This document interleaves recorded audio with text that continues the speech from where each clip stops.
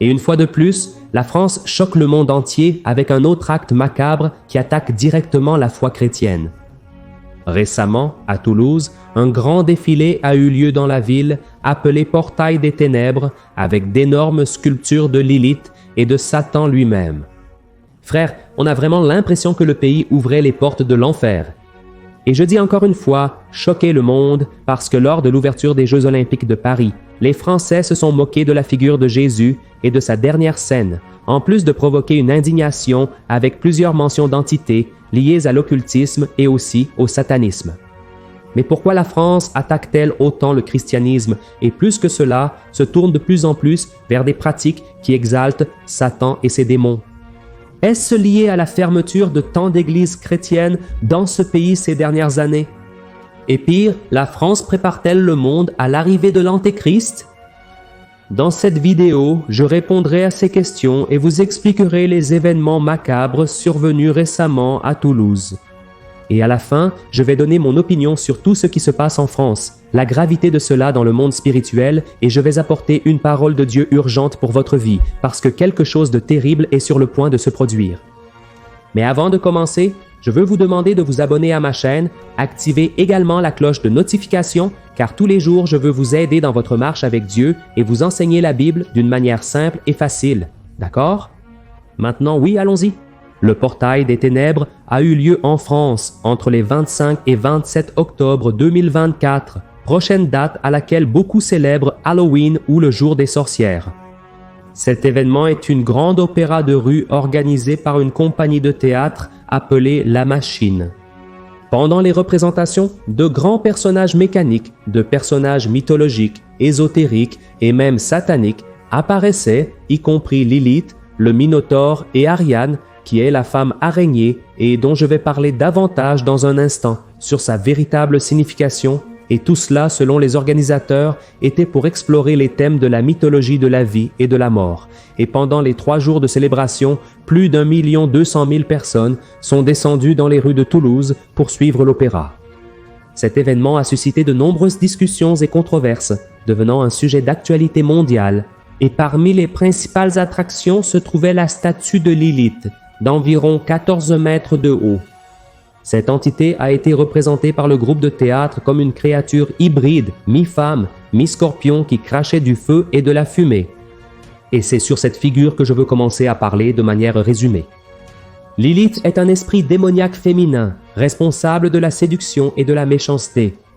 Certains érudits et théologiens interprètent le mot Lilith dans Isaïe chapitre 34, verset 14, comme une référence à un démon de la nuit ou un esprit de la nuit. En effet, c'est l'esprit de Lilith qui a possédé Jézabel, connue pour avoir fortement attaqué la foi en Israël. Et ici, il est important d'ouvrir une parenthèse pour comprendre à quel point cet esprit est malveillant et dangereux. Lilith a trouvé en Jézabel la personne idéale pour propager son influence et cela l'a amené à agir avec manipulation, idolâtrie et cruauté contre le peuple de Dieu. Jézabel était une princesse de Phénicie qui s'est mariée avec le roi Akab d'Israël, devenant ainsi reine. Dans la Bible, son histoire est racontée dans le livre des premiers rois et est liée à une époque de grande corruption spirituelle et morale en Israël.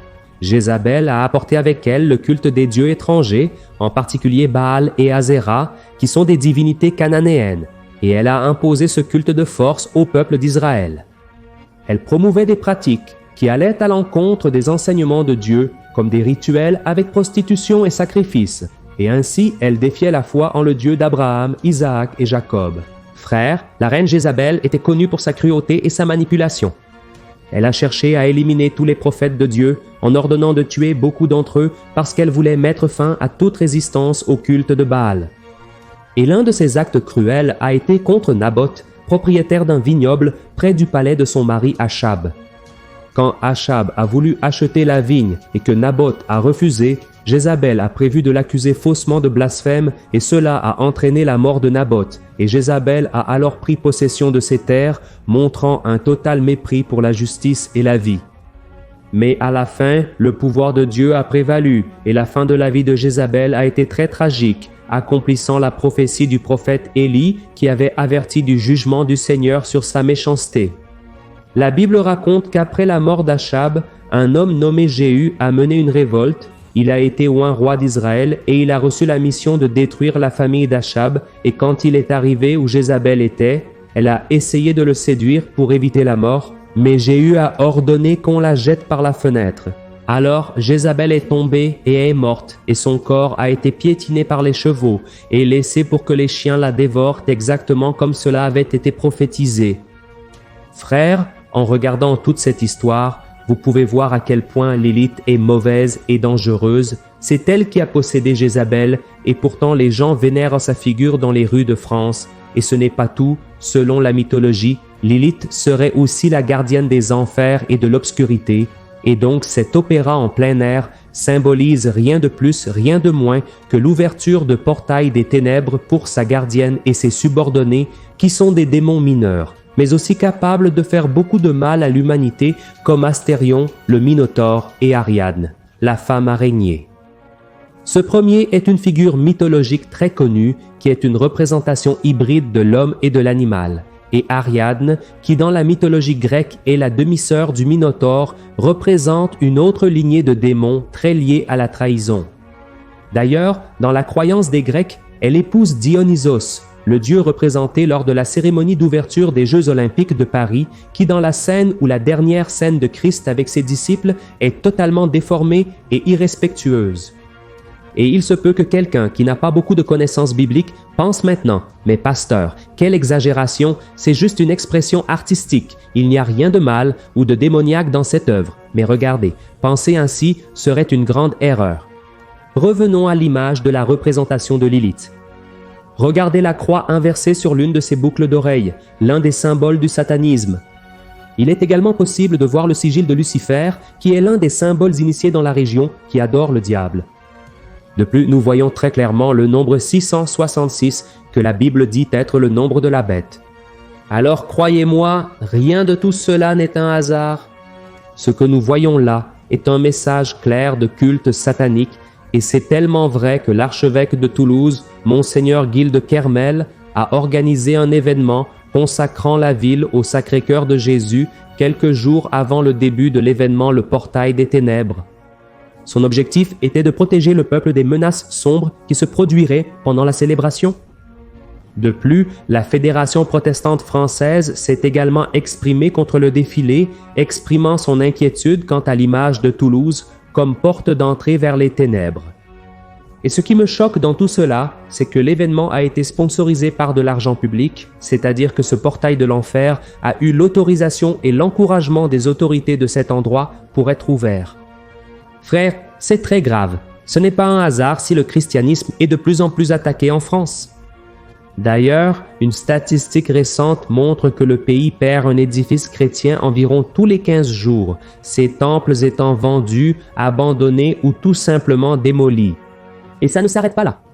Plusieurs monuments chrétiens subissent du vandalisme en France.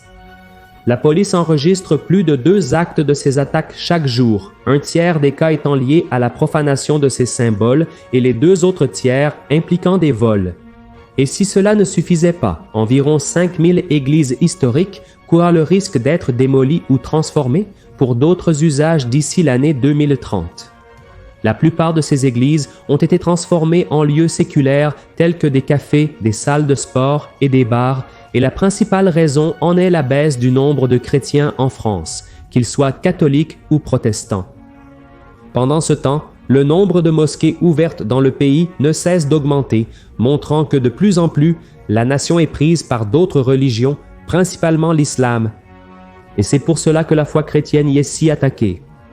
Même le gouvernement français ne respecte pas le christianisme et l'a rendu très clair lorsqu'il permet à des manifestations comme le Portail des Ténèbres et l'ouverture des Jeux olympiques de commettre tant de blasphèmes contre la figure du Christ. Mais, frères, la grande vérité est que nous voyons se réaliser devant nos yeux ce que l'apôtre Paul a écrit dans sa 2e lettre à Timothée. Et je veux vous lire ce qui est écrit.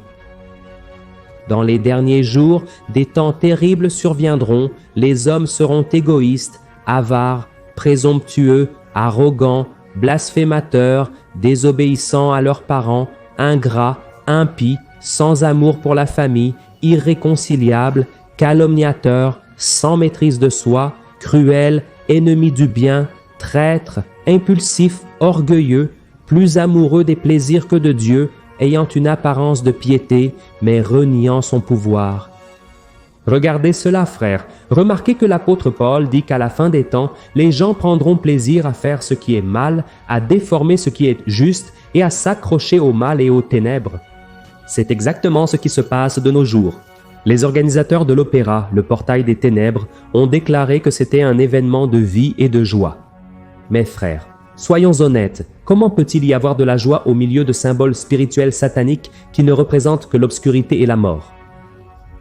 Je suis sûr que le monde se prépare à l'arrivée de l'Antéchrist. C'est un fait et tout indique que la France a été choisie par Satan lui-même comme l'un des principaux lieux pour le faire, précisément parce que les gens ne veulent pas aller vers la lumière, ils ne veulent pas reconnaître Jésus, et l'ennemi sait qu'il a peu de temps pour conquérir les âmes et les éloigner de Dieu, et c'est pourquoi, à partir de maintenant, il sera encore plus agressif dans ses attitudes, et ce que nous voyons maintenant n'est que le début de quelque chose de bien pire à venir. C'est pourquoi j'ai ressenti dans mon cœur maintenant de te donner cette parole. Donne ta vie à Jésus le plus tôt possible et marche dans ses voies. Si vous êtes éloigné du Seigneur, revenez pendant qu'il est encore temps, car la bataille entre le bien et le mal a déjà commencé, elle se déroule juste devant nous et nous ne pouvons pas rester sur la clôture. Oui, frères, le portail des ténèbres est déjà en train de s'ouvrir, mais nous qui servons Jésus savons que nous sommes plus que vainqueurs et que ce portail des ténèbres sera fermé une fois pour toutes lorsque le Christ régnera, et alors nous savons que la paix et la joie éternelle seront établies ici sur terre sous le gouvernement de Jésus, et je suis sûr que vous voulez faire partie de cela, n'est-ce pas? Alors ne perdez plus de temps, repentez-vous de vos péchés et croyez en Jésus comme votre Seigneur et Sauveur. C'est la seule façon pour vous d'être libérés de tout le mal qui vient sur la terre. Je suis le pasteur Antonio Junior. Si vous avez aimé ce message, partagez-le avec le plus de personnes possible. Nous allons alerter les gens sur les maux de ce monde, d'accord? Que Dieu vous bénisse puissamment et je vais laisser ici sur l'écran pour que vous puissiez suivre 2 vidéos qui vont beaucoup vous renforcer dans la marche. Un gros câlin